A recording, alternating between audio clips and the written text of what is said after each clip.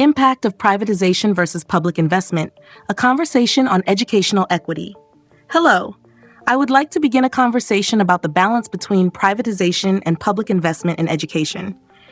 It should be obvious that how a country funds and structures its education system has a direct impact on equity, quality, and long-term societal outcomes. Some nations invest heavily in public education, ensuring that all students, regardless of background, have access to high-quality learning. Others have leaned into privatization, allowing market forces to shape education. But doesn't it follow that when profit becomes a factor, the gap between privilege and disadvantage only widens? I have observed that countries with strong public education investments tend to experience higher levels of equity. When education is treated as a public good, accessible to all, not just those who can afford it, societies become more inclusive and opportunities become more widely available. Can you imagine the impact if every child, no matter their economic background, had access to the same level of education? Wouldn't it be transformative if quality learning wasn't determined by wealth, but by a shared commitment to human development? Doesn't it follow that privatization, while often promoted as a way to increase efficiency and choice, can also create deeper disparities? In systems where private schools dominate, education becomes a commodity, something to be bought rather than a right guaranteed to all.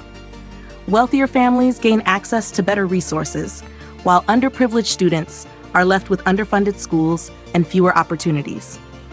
It should be obvious that when education becomes a business, those who can't afford to participate are the ones who suffer the most. What if, instead of increasing privatization, nations focused on making public education so strong that private options became unnecessary? It is time now to question whether privatization is truly solving problems or simply shifting them. While private schools may offer innovation and flexibility, they often lack accountability to the broader society.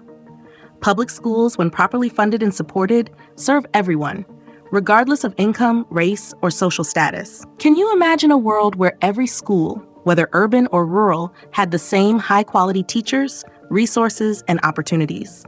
What if governments prioritized investment in education the same way they prioritize infrastructure, healthcare, or economic development? I have observed that some of the most successful education models in the world are those where public investment is strong. Countries like Finland and Cuba prioritize education as a national priority, ensuring that every child has access to high-quality learning without financial barriers. In contrast, nations that have embraced heavy privatization, like Chile and Sweden, often struggle with widening achievement gaps and inconsistent outcomes. Doesn't it follow that a system designed for equity will always produce better long-term results than one designed for profit? It should be obvious that the future of education depends on making learning accessible, equitable, and high quality for all. Privatization may offer short-term benefits for some, but public investment creates long-term stability for entire societies. Can you imagine how different the world would be if every government treated education as a fundamental right rather than a market-driven service? Wouldn't it be incredible if every child had access to teachers, resources, and learning environments that nurtured their full potential, regardless of where they were born or how much money their family had? The choice between privatization and public investment is not just about education. It is about what kind of society we want to create.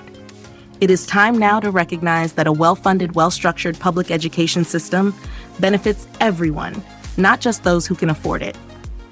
Doesn't it follow that when education is strong, societies thrive? The question is, will we build systems that uplift all students, or will we allow economic divides to dictate the future of learning?